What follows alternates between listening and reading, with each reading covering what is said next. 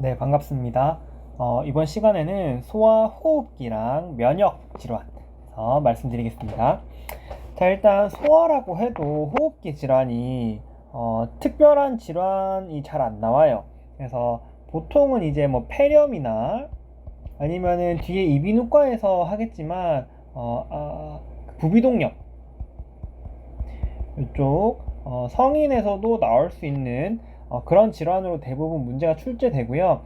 그 다음에 그러면 이번 시간에는 무엇 할 거냐고 하면은 성인에서는 잘 없지만 소아에서 특히 더 문제가 되는 네 가지 밑에 적어놨죠? 이 네 가지 질환에 대해서 말씀드리겠습니다. 실제로 최근 트렌드도 그렇고 대부분은 조금 폐렴이나 부비동염 쪽으로 성인에서도 유발되는 질환으로 보통은 나옵니다. 어쨌든 소아 특이한 호흡기 질환에 대해서 네 가지 대해서 말씀드릴게요. 여기 그림이 떡하니 있는데 여기를 조금 봐주셔야 됩니다.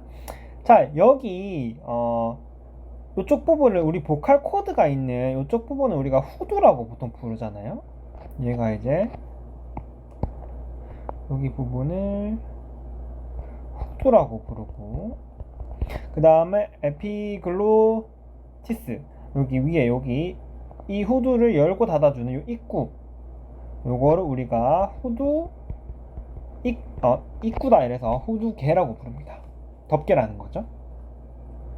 그 다음에 밑으로 내려오면서 기관이 있고 그 밑으로 이제 기관지가 있겠죠.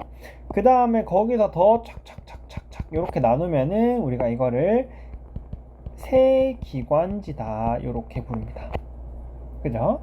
그래서 우리가 보통 이번 시간에 다룰 거는 1번 여기 후두개에 염증이 발생하면 밑에 바로 보이네요. 후두개염이고요. 그 다음에 여기 후두 쪽에 염증이 발생하면 그거를 기관지염, 이름이 길죠? 하지만 우리는 보통 크룹이라고 부르는 이 질환에 대해서 한번 말씀드릴 거고요. 그 다음에 세 번째 여기 쭉 내려가면서 보통은 오른쪽에 많이 걸리니까, 아니죠, 왼쪽에 많이 걸리니까, 하여튼 사진상은 여기가 왼쪽이니까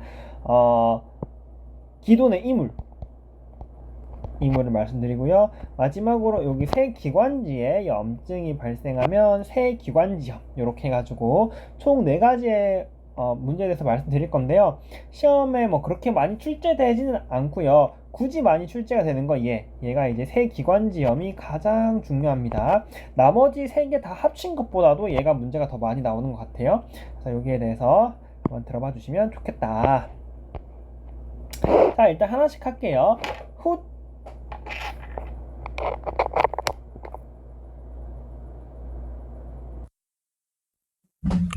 네, 죄송합니다. 마이크가 빠져가지고.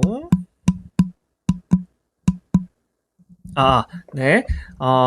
먼저 후두개염 같은 경우에는 여기 위에 염증이 발생해서 여기를 꽉 막은 거예요. 요렇게. 물론 이제 정확하게 표현하려면 요렇게 부었겠죠? 요렇게 부으면서 여기를 꽉 막은 거예요. 자, 그러면은 우리가 후두개를 보는 가장 쉬운 방법은 입쪽으로 딱 해서 내시경 비슷하게 이쪽으로 후두경을 딱 보면은 여기가 빨갛게 염증으로 막 덮여 있는 모습을 볼 수 있습니다. 그래서 일단 후두개염 같은 경우에는 보통 후두경으로 봤을 때 후두경에서 붉게 부은 후두개가 보인다, 요런 말이 있습니다. 그 다음에 더 중요한 거는 여기가 입구가 부으면은 공기가 아예 들어가지를 못하잖아요. 그냥 조금 못 들어가고 좁아지고 이런 개념이 아니라 입구 자체가 콱 부어서 콱 막혀버리니까 공기 자체가 아예 못 들어가는 겁니다. 그래서 굉장히 급격한 호흡 곤란이 옵니다. 극심한 호흡 곤란이 특징적이라고 보시면 되겠습니다. 그래서 아기가 숨을 못 쉬니까 그 고개를 치켜 들고 허리는 이렇게 숙이고, 그 다음에 고개는 이렇게 치켜 들고, 요 밑에 그 엑스레이를 볼까요? 약간 딱 봤을 때 요런 모습을 보입니다. 여기가 고개를 최대한 치켜들고 어떻게든 숨을 쉬려고 노력하고 있는 모습이 보이시죠? 요런 모습을 보고요. 그 다음에 여기를 자세히 보시면은 여기가 이제 기관이잖아요. 여기가 여기 딱 보시면은 끊겼죠? 왜 끊겼냐면 여기가 이제 후두개가 있는 부분입니다. 여기가 부으면서 콱 막으니까 공기가 아예 못 들어가고 있죠? 그래서 이런 모습을 보인다고 보시면 되겠습니다. 자, 정리하자면 후두개 여기 입구가 콱 부으면서 얘가 이제 부으면서 공기가 들어간 입구를 아예 막고 있고 그렇기 때문에 외부에서 봤을 때 빨갛게 부어오른 후두개가 보인다. 이 말이 나오고요. 자, 그 다음에 엑스레이에서 봤을 때 이렇게 끊어진 부분이 보이고 여기는 잘 안 보이는 것 같은데 만약에 후두개가 부었다면은 후두개 부은 여기 모습이 엄지손가락처럼 이렇게 보일 때도 있어요. 여기 잘 안 보이는 것 같네요. 어쨌든 공기가 들어가지 못하고 있다. 그러면서 이 옆쪽 엑스레이의 측면을 봤을 때 야 이거 뭔가 이상하다 라는 느낌이 들면은 이게 후두개염입니다. 아시겠죠? 자, 그러면 치료는 뭘 해줘야 되냐? 치료는 얘가 숨을 딱 봐도 보이시죠? 여기가 공기가 아예 막혔잖아요? 숨을 아예 못 쉬고 있다는 말이죠. 그래서 이쪽이 아예 막혔으니까 여기로 들어가야 되겠죠. 그래서 치료는 기관 삽관이 필요하다.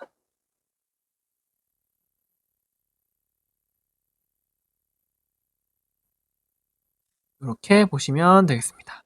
그래서 후두경에서 봤을 때 붉은색 후두개가 보이고 극심한 호흡곤란을 보이면 우리가 후두계염을 의심하고요. 기관 삽관을 진행해야겠다. 이렇게 보시면 되겠습니다.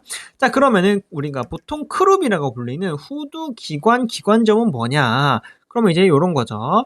여기는 괜찮은데 그래서 공기는 이렇게 싹 들어오긴 공기가 들어오긴 들어오는데 여기가 부으면서 염증으로 인해서 여기가 막 좁아지는 거죠. 이렇게. 좁아지니까 애가 공기는 들어오는데 좁으니까 애가 이렇게 숨을 쉬려고 하는 겁니다. 그래서 굉장히 유명한 워딩이 있죠. 컹컹거린다. 숨을 쉴 때마다 컹컹거린다. 혹은 개 짖는 소리가 난다. 얘가 숨을 쉴 때마다 컹컹거리거나 개 짖는 소리가 난다. 그래서 이 워딩이 굉장히 중요합니다. 숨을 쉴 때입니다. 숨을 쉴 때.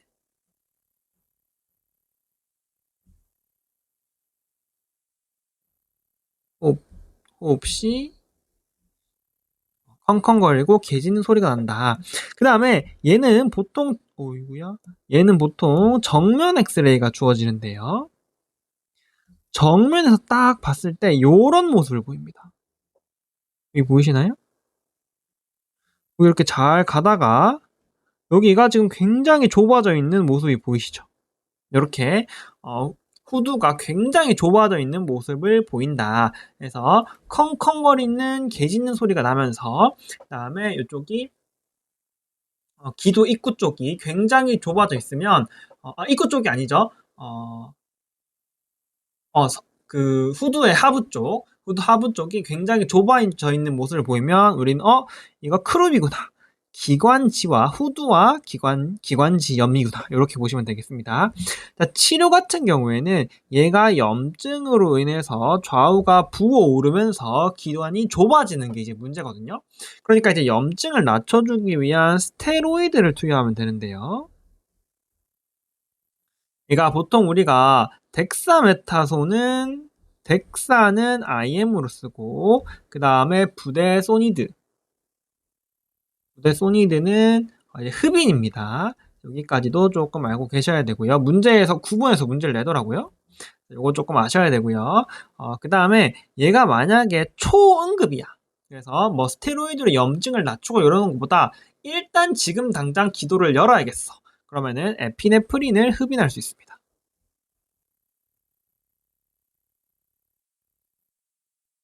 약간 우리 아나필락시스에서 에피네프린 IM으로 쓰는 거 전신으로 보내려고 IM으로 막 쓰잖아요.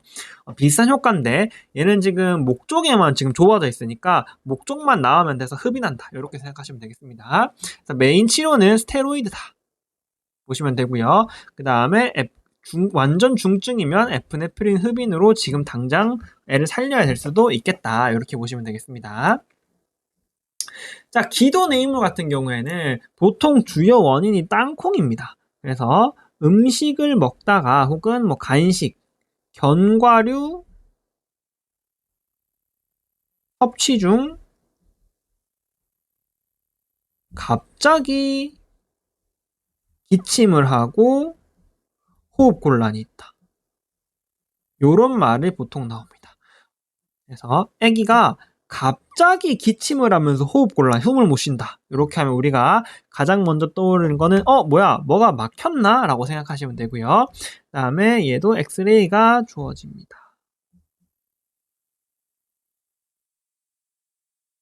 엑스레이를 딱 보시면은 딱 봐도 여기가 뭔가 이상하죠?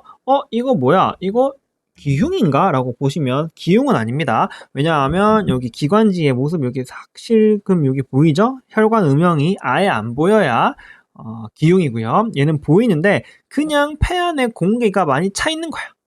왜냐하면 우리는 흡입할 때보다 흡기보다는 호기 때 기도가 좁기 때문에 기도가 잘 있다가 흡기 때는 공기가 들어와. 네, 근데 호기 때 이물이 콱 막히면서 공기가 나가지 못하고 공기가 여기 쌓인 거예요. 여기. 그래서 문제가 있는 여기 얘를 우리는 보통 견과류니까요. 견과류가 여기를 막으면서 견과류가 막고 있는 쪽이 과팽창된다라고 보시면 됩니다. 자, 엑스레이상 아기가 갑자기 기침하고 호흡곤란이 있는데 엑스레이상 폐 과음령이 보인다. 라고 말하면은 과팽창이 보인다. 라고 말하면 우리가 기존의 이물이구나 생각하면 되고요. 그럼 치료는 뭐야? 이물을 제거해야 되겠죠. 내시경. 기관지 내시경으로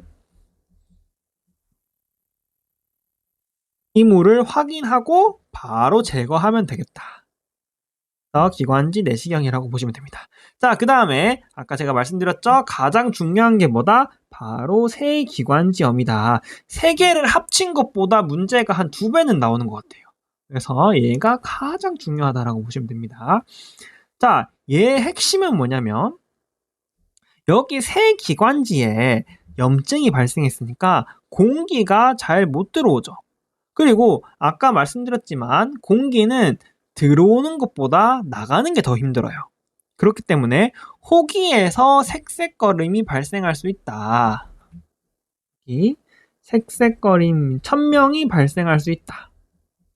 자, 호흡기 공부를 조금 하신 분들은 물론 기본이니까 안 해도 아시겠지만 자, 색색거림 하면 가장 먼저 뭐가 떠오르시죠? 천식이 떠오르실 겁니다. 그래서 우리가 보통 쌕쌕거림 하면 천식인데 여기도 크게 문제가 없어요. 체스트 엑스레이도 대부분 정상이고요. 세기관지니까. 그 다음에 뭐 딱히 뭘 할 게 없어요. 근데 한 가지 차이가 있습니다. 천식은 물론 그 과민 반응이긴 하지만 염증이 아니잖아요. 그렇기 때문에 여기 차이는 발열이 있다는 겁니다. 쌕쌕거림에 근데 생각해보니까 천식도 염증인데? 일단 저 세기관지염 같은 경우에는 그 뭐죠? 바이러스에 의한 감염으로 인한 염증이고 천식은 과민 반응으로 인한 염증이니까 다르죠. 순간 당황했네요. 다시 세기관지염은 이렇게 해야겠다. 일단 요거부터 말씀드릴게요. 자, 세기관지염은 결과적으로 세기관지에 지금 감염으로 인한 염증이 발생했는데 뭐에 의한 감염인지도 아셔야 돼요. 그래서 그거부터 말씀드릴게요. 호흡기, 융합, 바이러스 이름도 아셔야 됩니다. 레스피러토리 신시철 바이러스라고 해서 우리가 RSV라고 하는 바이러스가 있습니다. 요거에 의한 감염으로 바이러스가 생기는 건데요. 요거 때문에 새 기관지에 염증이 발생하면서 새 기관지가 좁아지니까 쌕쌕거림이 발생하는데, 얘는 말씀드렸듯이 감염에 의한 염증이 있으니까 쌕쌕거림에 더불어서 뭐야 천식이야? 아니고 발열이 있으면 우리가 이거 새 기관지염이구나 라고 생각하시면 됩니다. 굉장히 핵심적입니다. 그래서 쌕쌕거림과 발열이 있으면 우리가 호흡융합 바이러스구나, 요거를 아셔야 됩니다. 물론 바이러스 감염이니까 림프구 도미넌트겠죠. 자, 그 다음에 바이러스 감염이면 우리가 보통 치료를 대증 치료를 합니다. 그렇기 때문에 대증 치료로 수액과 혹은 이제 해열제 아세트아미노펜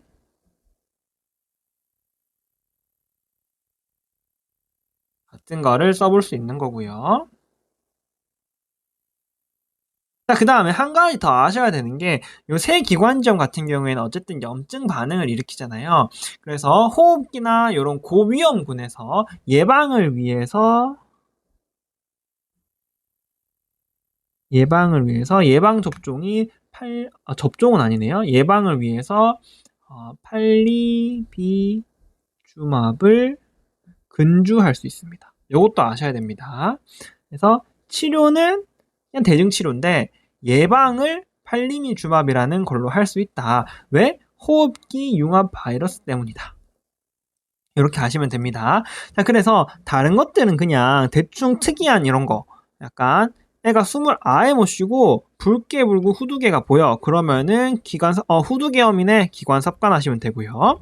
그 다음에 컹컹 개 짖는 소리가 들리고 엑스레이에서 좁아졌어. 그러면은 우리가 스테로이드를 투여하면 되겠다. 그 다음에 굉장히 중증이면 에피네프린도 흡인할 수 있겠다. 자, 그런데 물론 스테로이드 쓸래, 에피네프린 쓸래라는 문제는 안 나옵니다. 에피네프린 있으면 그냥 그거고요. 스테로이드가 있으면 그냥 그겁니다. 둘이 같이는 안 나와요. 자, 그 다음에 아기가 갑자기 기침과 호흡곤란이 생겼다. 갑자기가 중요하겠죠. 갑자기 기침과 호흡곤란이 생기고 엑스레이를 봤더니 엑스레이의 편측으로 과팽창이 보인다. 공기가 갇혀서 못 나오고 있다. 그 말은 이거 기도는 이물 있는 거 아니야? 내시경 해봐야겠다 라고 생각하시면 되고요. 자, 그 다음에 새 기관지염이 굉장히 중요했죠. 얘는 호흡기 융합 바이러스 이름도 아셔야 됩니다. 호흡기 융합 바이러스에 의해서 감염에 의한 염증이 발생했기 때문에 그냥 색색거림이 아니라 거기에 발열이 추가됐다. 요걸 아셔야 되고요. 자, 그 다음에 바이러스이기 때문에 우리가 할 수 있는 치료는 딱히 없죠. 항생제도 못 쓰니까. 수액이나 아세트아미노펜을 밖에 쓸 게 없는데 대신에 우리가 예방을 할 수 있겠다. 팔리비주맙으로 IM으로 모든 환자한테 하는 건 아니고 고위험군에서만 합니다. 그래서 고위험군에서는 팔리비주맙을 IM으로 주사해서 예방을 할 수 있겠다까지 하면은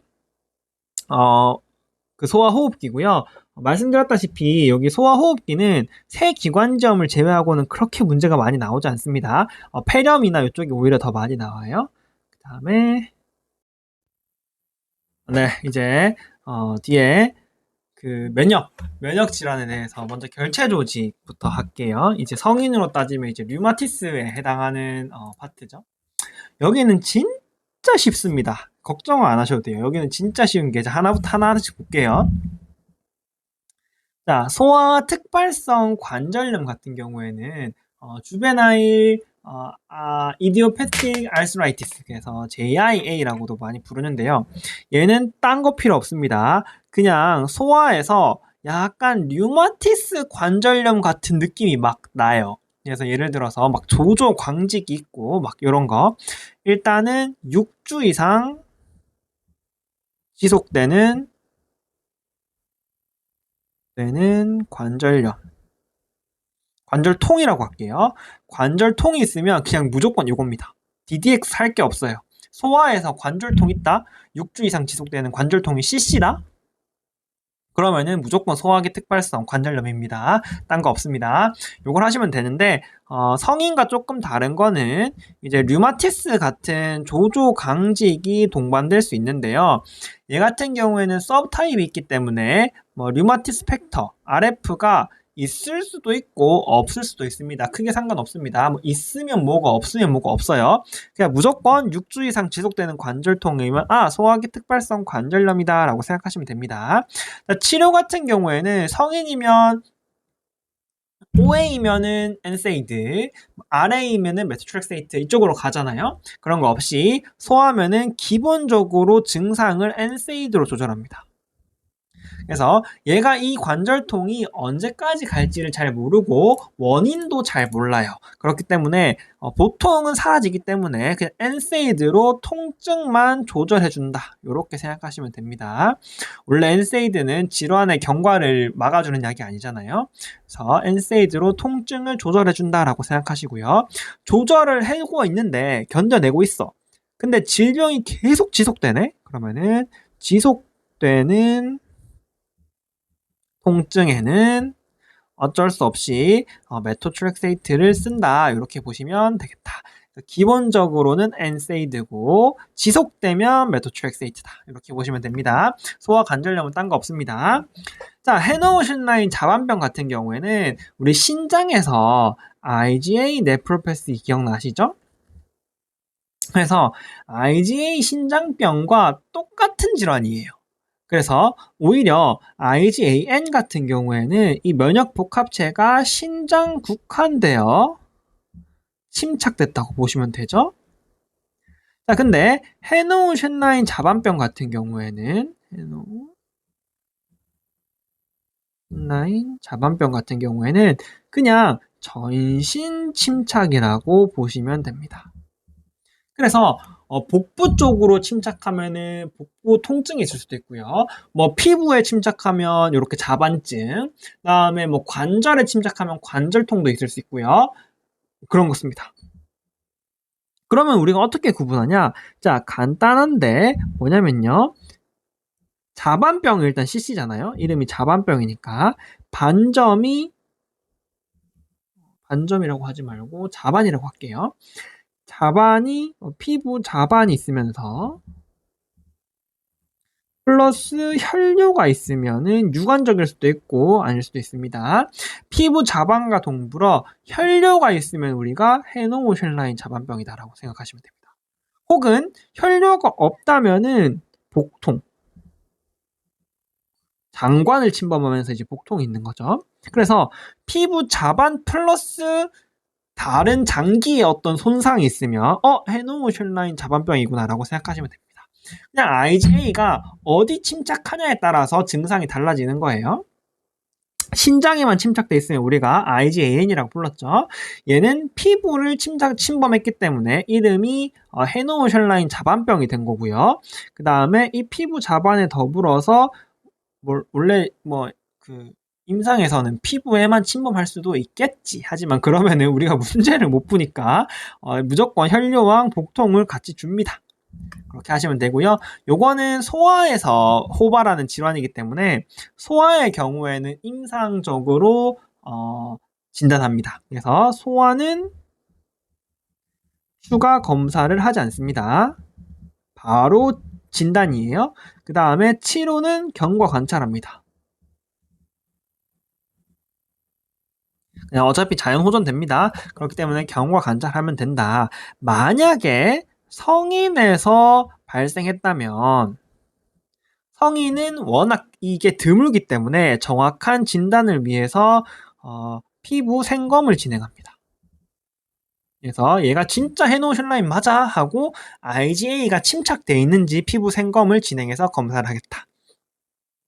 하지만 소아에서는 추가 검사를 하지 않고요. 경과 관찰이 중요합니다. 시험에도 몇 번 나왔습니다. 경과 관찰한다는 거 중요하다라고 보시면 되겠다. 진단은 굉장히 쉽죠. 피부 자반에 더불어서 특히 혈뇨가 많이 나옵니다. 다른 증상들이 동반되면은 진단하고요. 치료는 경과 관찰이다라고 보시면 됩니다.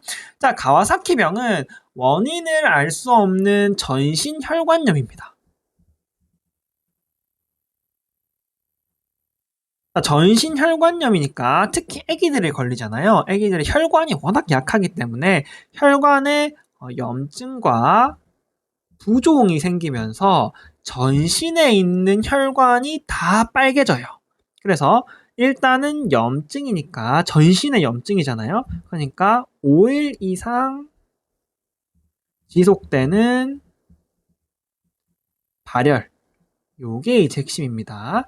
발열이 5일 이상 지속되는 거의 뭐 만성적인 발열이 있으면서 여기에 더불어서 추가적으로 혈관이 부으면서 발생하는, 예를 들어서 뭐 눈이 빨개지면은 결막충혈, 입술도 빨개지고요. 붉은 입술. 그 다음에 혓바닥도 빨개질 수 있겠죠. 그러면 딸기혈라고 우리가 보통 부르는. 그 다음에 손발도 빨개질 수 있고, 그 다음에 이런 염증성으로 손발이 빨개졌다가 회복되면서 얘들이 껍질이 조금 벗겨질 수 있습니다. 회복기, 껍질 벗겨짐. 요런 것들이 전신에 있는 혈관이 막 붓는 것 같은 이러한 증상이 동반되면 5일 이상 지속되는 발열에 더불어서 전신이 붉어진다고 생각하시면 돼요. 그냥 막 전신이 붉어지면은 이거 전신 혈관염이구나. 아기에서 발생하는 전신 혈관염 뭐야? 가와사키다 라고 생각하시면 됩니다. 자, 그 다음에 이런 것도 있어요. 얘가 전신의 염증이니까 면역 반응이 막 활성화되면서 BCG 접종 부위가 면역이 활성화되면서 다시 붉어질 수 있습니다. 이러한 증상들이 동반될 수 있겠다. 어쨌든 온몸이 빨개진다. 5일 이상 지속되는 열과 함께 온몸이 빨개져. 그러면은 가와사키다라고 생각하시면 되겠습니다. 자, 가와사키에서 이제 소아과 교수님들이 제일 중요한 거 뭐야? 라고 하시면 당연히 관상동맥이다라고 말씀하시겠죠. 관상동맥을 침범하는데요. 잘 침범합니다. 그런데 관상동맥에 염증이 생기고 부어버리면은 관상동맥류가 생기면서 굉장히 위험해질 수 있겠죠. 그래서 우리가 이 관상동맥을 지키는 게 중요합니다. 자, 가와사키는 원인을 알 수 없는 전신 혈관염인데 셀프 리미트합니다. 그래서 이 염증과 부종을 조금만 진정시켜주고 있으면 저절로 낫습니다. 대부분. 그렇기 때문에 근데 뭐 입술 조금 빨개지는 거, 혓바닥 조금 빨개지는 거 괜찮아. 뭐가 제일 문제야? 관상동맥이 부어버리면 사고입니다. 그래서 우리는 이 관상동맥을 지켜야 되는데 병이 나을 때까지. 그렇기 때문에 일단 검사는 심초음파를 진행해서 관상동맥이 괜찮은지를 확인해야 된다. 시험에 굉장히 잘 나옵니다. 심초음파 해야 된다는 거. 자, 그 다음에 지켰어. 그래. 지금 괜찮은지 봤어. 그럼 이 관상동맥을 지켜야 될 거 아닙니까? 지켜야 되기 때문에 치료는 일단의 염증을 조금 완화시켜 줄 수 있는 IV로 IG, 면역 글로불린을 투여합니다. 자, 그 다음에 혈전 같은 게 생겨서 관상동맥에 콱 막혀버리면 안 되겠죠? 그래서 아스피린을 추가합니다. 이렇게 보시면 되겠다. 기본적인 치료는, 기본적인 접근은 심초음파와 IVIG 및 아스피린이다 라고 생각하시면 되겠습니다.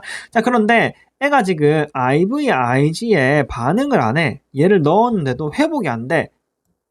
그럼 조금 뭐 있어 볼까? 하면 안 됩니다. 왜냐면 관상동맥이 막히면 끝이에요. 그렇기 때문에 야, 이거 안 되겠다. 어쩔 수 없다. 스테로이드 때려 라고 되는 겁니다. 기본적으로는 면역 글로불린과 아스피린을 사용하고요. 효과가 없네? 그러면 스테로이드까지 투여한다. 이렇게 보시면 되겠습니다. 그래서 결체 조직 질환 이렇게 세 가지 해봤고요. 자, 마지막 아토피입니다. 아토피 같은 경우에는 이제 워낙 뻔해서 잘 안 하는데요. 자, 어쨌든 아토피 같은 경우에는 이제 피부 장벽의 기능 이상이죠. 그러면서 아기가 피부 장벽의 기능이 이상하니까 약간 뭐 염증이나 감염이 발생할 수 있겠죠. 그러면은 가렵겠죠. 염증이 생겼으니까. 가려우면 긁겠죠. 그러면은 피부가 손상되겠죠. 장벽 손상. 그러면은 다시 감염이 생기겠죠. 그래서 이런 악순환이 반복되는 질환인데요. 그렇기 때문에 기본적으로 자가면역이 아니고 면역성 반응이기 때문에 호산구가 증가할 수 있고, 그 다음에 IgE도 증가할 수 있다. 근데 아토피는 워낙 뭐 그래서 제가 뭐 따로 설명드릴 게 없는데, 요런 특이적인 사진, 요런 특이적인 사진을 보이면 우리가 아토피다 라고 진단을 하겠죠. 자, 그 다음에 치료 같은 경우에는 토피컬 스테로이드인데요. 토피컬 스테로이드가 이제 조금 약한 애, 좀 부드러운 애, 그리고 센 애 있는데, 얘처럼 딱 봐도 성인, 약간 그 소아, 어린이 느낌이 나면은 센 애를 쓰시면 돼요. 그 다음에 완전 응애 애기면은 이제 부드러운 걸 쓰시면 되고요. 요거 그 종류까지 아셔야 됩니다. 부드러운 애는 하이드로코티솔이나 아니면 데스나이드를 써야 되고요. 센 애는 무슨 타손, 뭐 모멘타손 아니면은 베타메타손 이런 느낌으로 쓰시면 되겠다. 아토피는 그냥 딱 봐도 애가 가렵고 막 이래 그러면은 아토피다 라고 딱 봐도 아시죠? 사진이 무조건 있을 거기 때문에 아토피다 라고 생각하시면 정답으로 토피컬 스테로이드 머슬레가 나옵니다. 그러면 토피컬 스테로이드에 애가 완전 영하면 부드러운 거, 소하면 센 거 이렇게 생각하시면 되겠다. 그래서 이번 시간에는 호흡기랑 면역 질환들에 대해서 알아봤습니다. 이 파트 같은 경우에는 이 면역 반응은 워낙 좀 특이한 거라서 간단하죠? 완전 확실하기 때문에 조금 쉽고요. 호흡기 같은 경우에는 이 세 기관지염만 조심하시면 나머지는 성인과 크게 다르지 않습니다. 수고하셨습니다.